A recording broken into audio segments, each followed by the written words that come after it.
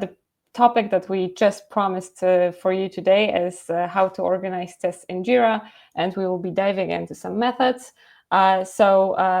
This is the first kind of topic that we have just, this is the first kind of question that was just promised to you. So if you want to actively participate, please scan the QR code and answer the question, what test management tools do you use?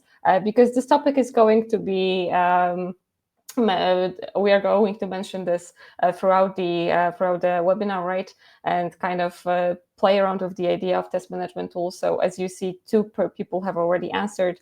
So don't hesitate to write up your answers, and then we can kind of review. But don't worry, it's not a test. So let's move forward. We're going to start with this. I think kind of untypical introduction, bento boxes. I don't know if you've ever had a chance to have one. I did, and I remember that the first thought I had, first of all, balanced portions, but also 90% of my brain was just screaming, oh my God, so satisfyingly arranged and also very visually appealing. But the more I looked at it, I realized that it's not just a lunchbox, it's a whole system. Because yes, the arrangement is neat, but also there's a certain sense of clarity and order in it. It all just kind of falls into place how it should. And, because without the box, without the compartments, we would have this messy tray that's on the left side. Whereas with the box, with the system, you're able to get this beautiful meal that's both nourishing and visually appealing. So I don't know what about you, but I would choose the system or the bento box any day over the messy tray. And if you're thinking, okay, so how does it apply to test management? Actually, a similar rules does happen to work in this area of solution in Jira. So the system or the organization system is actually a necessity, not just something that happens on a whim. Because you see, test management in Jira is already messy, and it gets messy really fast, especially in the quick pace of agile teams. I think every one of us who works in sprints, we know that it's sometimes very chaotic. So if you do not have something in place, you suddenly have these scattered test cases, buried defects, and your team that is just as confused as ever, and it's just either hard to start or just even finish or complete any kind of project. All of this happens without the organization. You get this messy tray of food that we just mentioned, right? So how do you turn things around? How do you go from the messiness, the chaotic aspect of it, to something that's neatly organized, and it's not just clear, or it doesn't just offer clarity, but also efficiency? Well, usually teams turn to test management tools. The same thing, applied to us. But you see, there's this kind of one characteristic that these two tools share, that are the tools that are available on the Atlassian Marketplace. So they have this preset rigid framework, and it's a little bit problematic because this was also a very personal hiccup for us, because we quickly realized when we were trying to implement a test management process in our company that we are trying to match the testing strategy to the tool and not the other way around. And it should be the other way around. Because as it turns out, test management strategy is just a little bit like the bento boxes. You can have scarce amount of ingredients, or these very elaborate complex meals, and suddenly just one box doesn't do it. You need multiple compartments, right? And here, just as the bento boxes, testing process comes in a variety of shapes and sizes. So I think it's safe to conclude that there's no one size fits all setup. When we realized that, we knew we had to settle for something, but we also realized that, okay, there must be something better out there. And for us, we sat down with our team, and we decided to create a new test management tool, kind of flip the game. It's ATM, or Appsvio Test Management. You can call it however you would like. And with this tool, we aimed for flexibility and adaptability of the setup. That's how we aim to fix the problem. And if we take these kind of rigid frameworks away, the question arises, so if the sky is the limit, how can you actually organize your testing process in Jira? I think that's another tough question to answer, and we are going to answer this, or we're going to try to answer this during our webinar today. So without further ado, let's go into the agenda. First of all, we are going to give you this brief introduction to the testing process in 3 scales. Later, we are going to move to the 4 organization methods that we have analyzed, and we're going to try to show you the pros and the cons of each. And at the end, we would like to circle back to the flexibility of the tool that we have created, ATM. We'll show you how we decided to set it and how it should look like in our opinion. And if you have any questions, just like Kate mentioned, don't hesitate to ask them in the comments. We are going to be answering them with our experts who are very excited to answer, of course, at the QA session later on. So let's start with the brief introduction that we have just promised. So what shapes the test management process? I feel like there are 2 factors that need to be introduced here. First of all, the scale, and second of all, the teams involved, or more specifically, the amount of people that are engaged in the process. And this is how we were able to actually recognize 3 scales. So the small, the medium, and the enterprise. Sure, there are blurred lines between them, but I feel like if you set some kind of rigidness here, we can kind of try to describe a classical standardized testing process.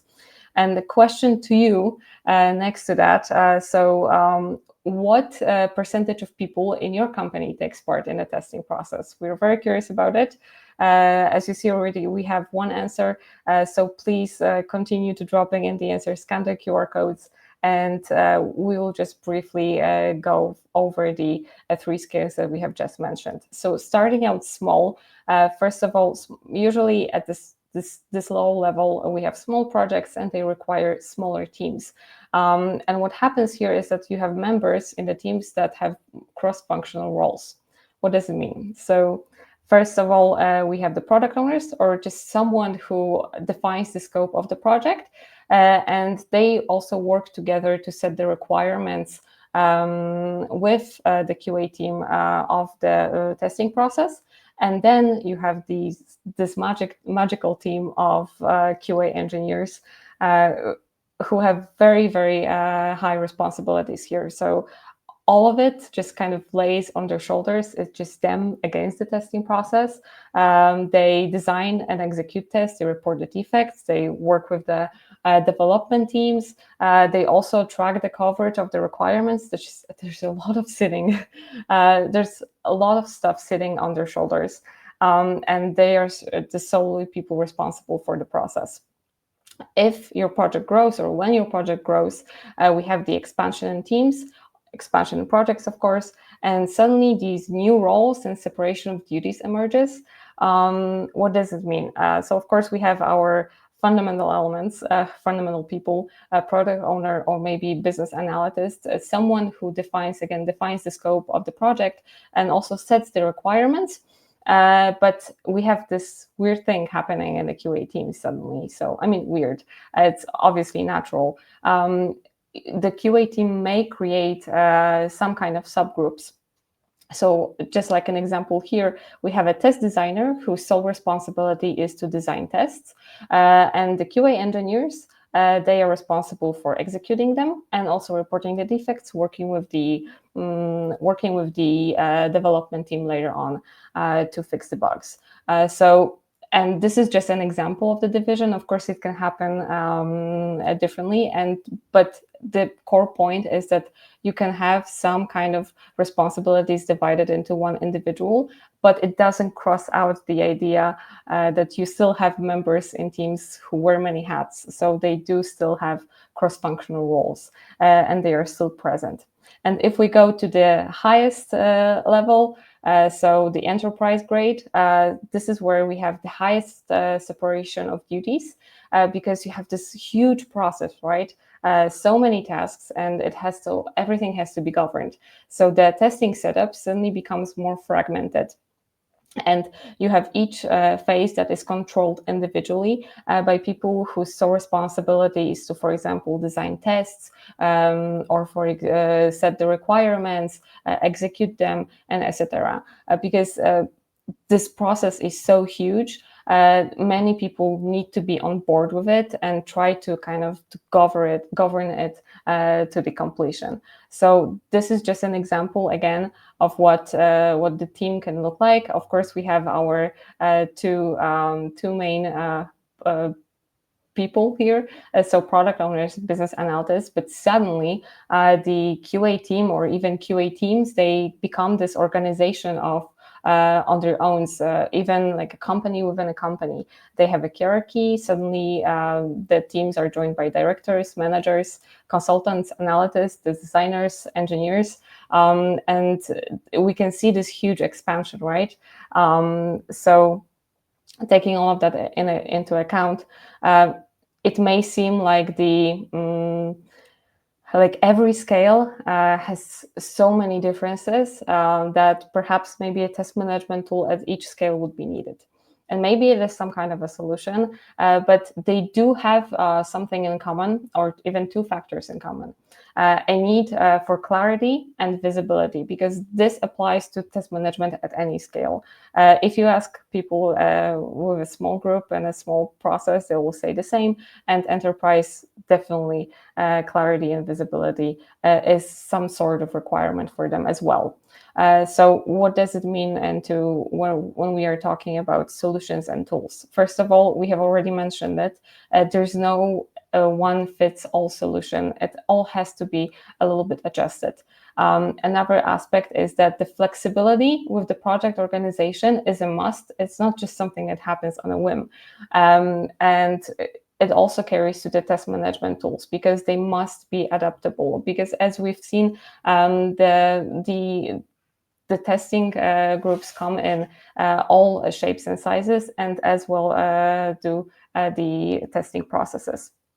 So knowing all of that, I know there was a lot to take in, but how to approach test organization? We have recognized the 4 methods that are displayed here, and we are going to go into one by one. Just a disclaimer, these are just 4 most common methods. There are probably multiple other variations, but we are just going to dig in the 4 main ones for now. So starting off with the approach number 1, the all-in-one method where less proves to be more in a proper environment. So what does it mean, the all-in-one method? Basically, we are taking every testing element from requirements to defects, and we're just plopping it into one Jira product. This is just an example of how it can happen. So this is our the screenshot of Jira board that we have created. And as you can see, we have every testing element within one project. So we have different work types. And how you can organize it, because you're probably thinking, okay, it can get messy. This is just an example of how it can be organized internally. So you basically can create the swim lanes within the board to kind of keep it clean and keep it clear for every team member. So what are the benefits? First of all, it's the easiest method to set up, and also it's the easiest method to maintain standards, because you have every ticket, every issue in one place, in one board. So the naming convention, for example, is not a problem anymore, right? It's easy to maintain, it's easy to upkeep. And everything is the visibility of all elements. Because if you remember, the processes at the smallest scale, they kind of required their team members to have multiple responsibilities. So it helps them to just keep everything in one place and kind of smooth out their workflow. And kind of to summarize, I feel like you had a hunch where this method would work best. So small teams and early stage QA processes. The thing is, what if you try to scale it? Because sometimes, there are people who are brave enough to do it. So what if we take the all-in-one method to enterprise? First of all, you have this high volume of items, and automatically you get the Clutter board, Jira board, because no matter how many swim lanes you add, there's no way you're going to organize that internally this way. And that automatically leads to mistakes and confusion within the team, and we are back to square one. It's almost as if we didn't have any organization system in place at the first step.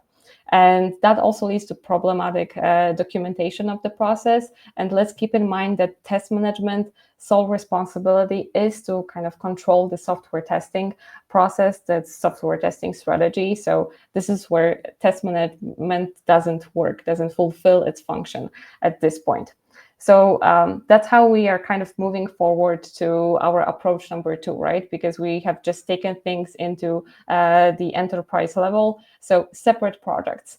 And this is where the high-level structure keeps the chaos away. Because what do we mean by these separate projects? So basically now we are taking every testing element into individual Jira project, just like it's displayed right here. And are there any benefits of that if we do it in the enterprise? First of all, we are suddenly and very positively accommodating the high volume of items. So the number of tickets is not a problem anymore, because you do have these separate projects, and you can just kind of clutter that within themselves. Another thing is you can simplify managing project permissions. Basically, access control. Let's just say you have the PO who is working on requirements in project A, and sure, the QA team does need the access to the project A, but they don't need to be able to edit it. They just need to browse it, and that's absolutely fine. And you can kind of govern and control the access later on. Also, the members can focus on individual duties because sometimes too much information can be a bad thing if you start to think about it. So it's sometimes, especially with people with so specific roles, it's better for them to just look at what's ahead, what's waiting for them ahead in their own products. And also it makes simultaneous work possible.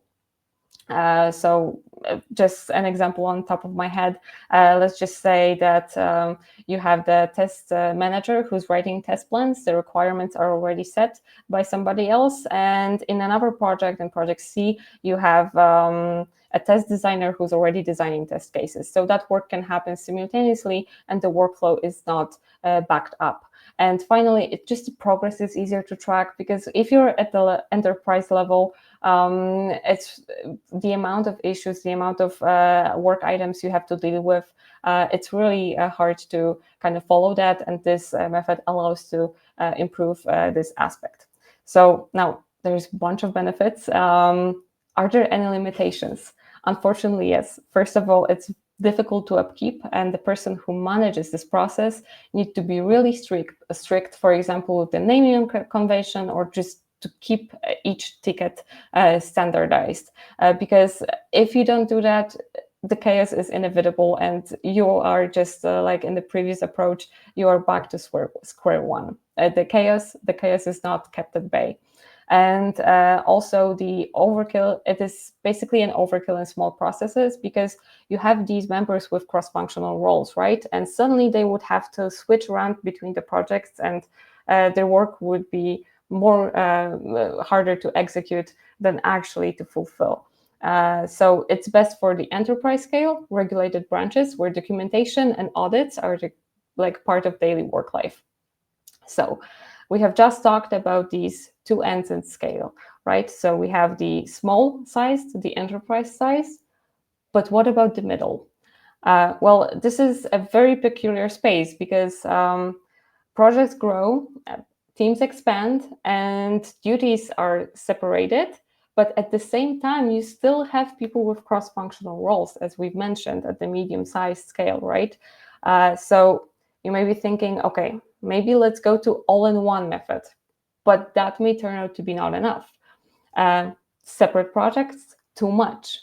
So this is where the hybrid methods come in, and they are kind of based on the separate projects approach. They play around with this idea, and they just divide the testing elements into different groups. And that's how we recognized two methods. First, test-centric, design-focused, and that we kind of wanted also to show them to you, the pros and cons, of course. So starting off with the approach number 3, test-centric. This is where the need for speed doesn't hinder the accuracy. And let me explain that. So what do we mean by a test-centric approach? So here, as you see, we do have a division into different Jira projects, but we are just dividing the requirements and defects. So test cases, test plans, and test executions, they all stay in one project. This will work fine, for example, for if you still have QA engineers who are responsible for designing and executing tests, and also planning them, but you have different people on board for requirements and the defects. So what are the advantages in that space? First of all, it simplifies the collaboration between testers and others. Like we said, we have stakeholders who are taking care of the requirements, who are setting the requirements, and testers can focus on their work in the project B, where they do have the rest of the testing elements. Also, the QA teams share feedback and updates quicker because everything is in one space. Everything that interests them at the most and their core work is placed in one project. And finally, it is beneficial for cross-functional QA teams. So again, we have testers with many hats, and they can definitely thrive in that environment. So it's best for fast-paced and iterative processes. And what about approach number 4? Well, design-focused, and this is the place where the separation and collaboration can go together. So what do we mean by design-focused approach? Here again, 3 Jira projects, but a different division of the process into more I feel like more like a phase division, I would say. So you start with, we have project A, where we have requirements, test cases, and test plans. So this is kind of like the design part, right, of the testing process. The test executions and defects are kept separately. And for where will it work? Well, let's just say you have a team who has separated duties when it comes to the design of test cases and also executing them. This is the environment where they would technically thrive. So what are the advantages? First of all, the testing data is clearly separated. Also, we do have a well-defined handoffs between the groups. And finally, it also fosters the collaboration across teams. So we have already mentioned this, but this is best for the QA teams with separate roles. So I know that was a lot to take in. You can take a breather. Kind of this is a graphic that summarizes each method. We have just described 4. One just threw everything into one bucket, whereas the rest of the 3 we're playing with the idea of separating the projects. And you can even go to the extreme and have individual projects for everywhere, or kind of play around with the hybrid idea. Another question, lots of questions here, but let's answer another one. Are these methods just a fantasy? Because we did say that there is a hiccup, right? A common hiccup in the tools available on Atlassian Marketplace. Let's kind of remind ourselves of the non-negotiables of test management tools. First of all, the customization and of configuration in Jira, and also the possibility of choice, right? We have so many methods, we have so many testing strategies that are available. So we do the chance to choose and adjust that is a great opportunity. And at the core of it, flexibility, basically just a fundamental, right? So we took all of it into account. We've already mentioned it, and we created our own tool. Doesn't mean that you have to create your own. Absolutely not. Let me introduce to you Appsvio Test Management, ATM for short. What is ATM? We built it on Atlassian infrastructure with Forge, and what it gave us actually is this possibility to use the best qualities of Jira. So we are implementing Jira workflows, work items, and permissions, and we are taking them into test management and automatically making it an integral part in your Jira. And this way we're able to create a transparent and adjustable configuration. And most importantly, also the straightforwardness of the testing setup. That's what we really wanted to achieve here as well. So what is testing setup in ATM? First of all, a complete command center for testing. Basically, we allow you to collect both the requirements, test cases, test plans, executions, and defects in one space. And we do really encourage you to keep everything in one place. Also, we support cross-functional teams, because as we've just talked, right, they just cannot be omitted, because they are also the core part of the test management process or any kind of test management strategy. And also, we aimed for the testing setup to be adjustable to different strategies. So all of these methods that we've mentioned, the four methods that we've just talked about, they are 100% executable in ATM, and probably you can play around them more and come up with something even more efficient, more interesting. So this is just a screenshot of our testing setup. As you can see, you can create multiple ones, and of course you can edit them to your heart. The most important thing, you can also activate and disable setups. So if it's necessary, or if it doesn't work for you anymore, just click the activate. You don't have to be deleting it. And here you can create, as we mentioned, every method works in here. So the all-in-one setup can be created, made on hand. For example, just like right here. So we have created a project with testing elements that have different work types, and it's all set in one project. Or perhaps if you want to go to the other extreme, so separate projects approach, it's not a problem. So here we have the project for test cases with a test case work item, and also project for test executions with this kind of work item. And these testing elements can exist in the in separate projects, and you can just flip around for them. So let's move from theory to practice. And this is the promised demo for Jira. Our native Jira app designed to bring full-featured, flexible testing capabilities right inside your Jira projects. What is Appsvio Test Management for Jira? Appsvio Test Management enables you to manage the complete testing process, test cases, test plans, and test executions all within Jira, with no need for external tools. It's ideal for QA engineers, product owners, and development teams. So let's start to see how to organize your testing process. Testing is configured centrally in the Testing Hub, a global settings section accessible by your Jira administrator. From there, you can create testing setups.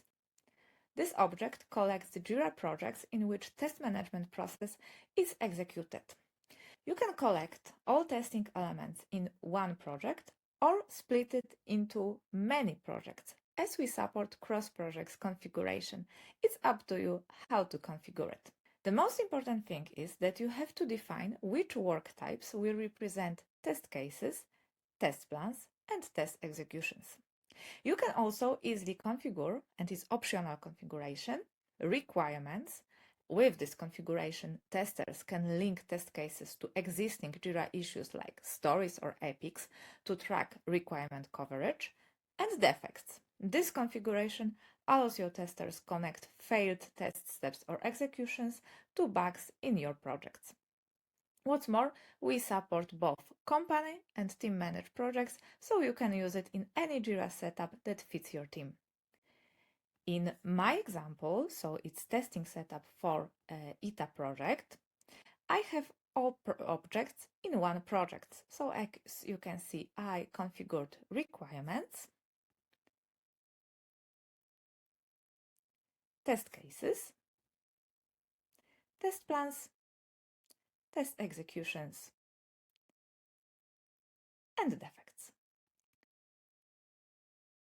So now let's explore all testing elements.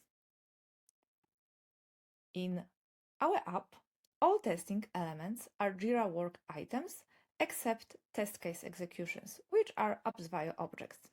As they are work items, I created Kanban board in which every testing object is represented by swimline. So let's start from requirements.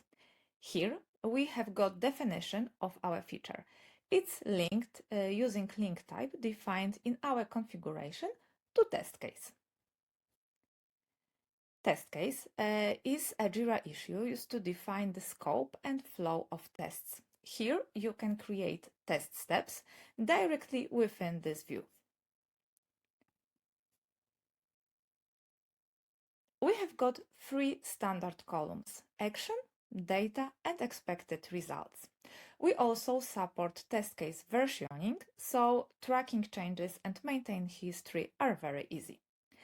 This test case, as you can see, is added to test plan. Test plan, like previous object, is Jira issue. Is used to group related test cases, like here. It helps you organize tests by feature, sprint, or release. This test plan is executed in test execution. Test execution is also a Jira work item. Here we have got a list of test case executions, which are snapshot of test cases. As you can see, we have got progress of our tests. The data is presented also in our custom field called ATM progress. So you can easily see this info using Issue Navigator. Here we have got also two our custom fields: ATM test execution status to define status of current execution, and it can be different than workflow status. We have got also ATM environments. It's also our custom field. Environments allows you to define custom environments in Jira. It's defined in Testing Hub by Jira Administrator. Here we have got dedicated section. Creating new environments, you need to define name and optionally short description and URL link. Coming back to test execution,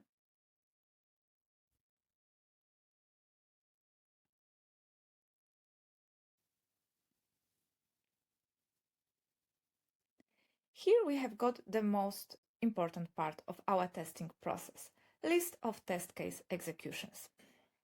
Test case execution is Appsvio object used to run and track test results. If some test case execution is failed, you can easily create new iteration of it for retesting and validation. Technically, test case execution is a snapshot of selected test case. So here you have got data from test case. All these three columns are read-only, but we have got one more column which is editable, and it's called actual result. Of course, you can change status of every step, and in the end of tests, you can set the final status for current test case execution. But mistakes happen, and testers need to create defects when they find some bugs. You can do it easily from our view by clicking plus. You can add new defect or link existing defect. When you create a bug directly from our view, the description is automatically pre-filled with a direct link to test execution, with step details, and also with information about the selected testing environment. As you can see, with Appsvio Test Management, you can build a structured, traceable, and efficient testing workflow directly inside Jira, using the tools and language your teams already know. If you want to see how it can work for your team, book a free demo session at calendly.com/Appsvio. We'd love to talk about your testing needs and show how Appsvio can support your QA process. Of course, you can find our app directly on the Atlassian Marketplace.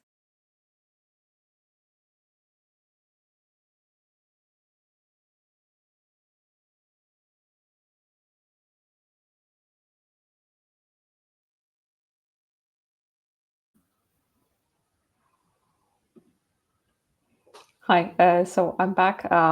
So Kate just did our demo, and I feel like it's the perfect time for questions. So let me just bring everyone else around for this moment. Oh my God. Hi, Kate. Hello again. The links to the app are in the comments, and the link to our Calendly so that you can book a session or ask us more questions is also in the comments. Yes, Kate, maybe. Yes, so thank you, Alexandra, for presentation. So we have got a first question from Casper. So thank you for your question. This is really insightful. Where is the software dev project located in these approaches? As Krzysztof mentioned on chat, that a software development project can be created in your Jira, and you can use it in testing setups like you want. So as it was presented in this presentation, that we have got different approaches, and it's up to you what is better for your organization. You could do it as a separate project, so you can have your tasks, epic stories, everything for development team as a separate project. Also very popular is having defects in the same project, but you can create separate projects for testing elements like test cases, test plans, or test executions. Also, when it was what is also presented in the presentation, that you can have everything in one project, one Jira project. So it's up to you what will be better for your organization. I guess that during the presentation you had a chance to see pros and cons for every solution.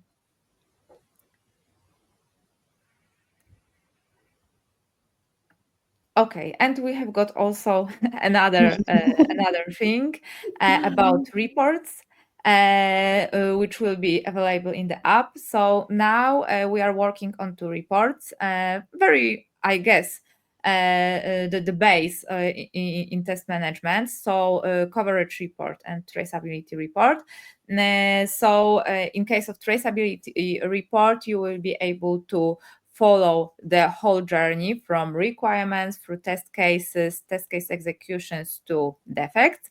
And in case of coverage report, you will be able to see how many requirements are covered by test cases, but also with option to see what is the result of test case executions connected with these test cases. And we have got another question from Kaspar. How do requirements relate to user stories? Can they be linked? Ola, can you answer? Oh, okay. I grab all your questions. Okay. Thank you very much. Basically, requirements are telling you what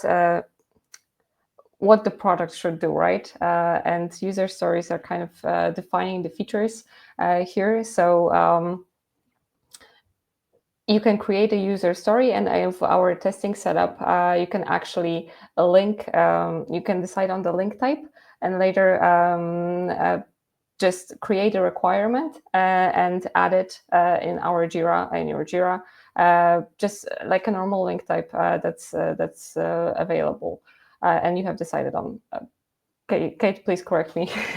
Yes, just in case. yes, definitely it's true. But of course, we understand that you can collect your requirements not in Jira, in Confluence or in separate documents. So don't worry if you don't store them in Jira, because in our configuration you can skip configuration for requirements in testing setup.